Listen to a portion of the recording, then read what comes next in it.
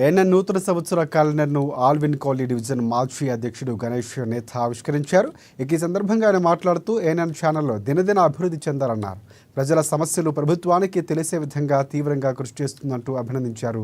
అదేవిధంగా యాజమాన్యానికి, సిబ్బందికి ప్రత్యేకంగా శుభాకాంక్షలు తెలిపారు. ఈరోజు ఏఎన్ఎన్ ఛానల్ వారి క్యాలెండర్ ఆవిష్కరించడం జరిగింది.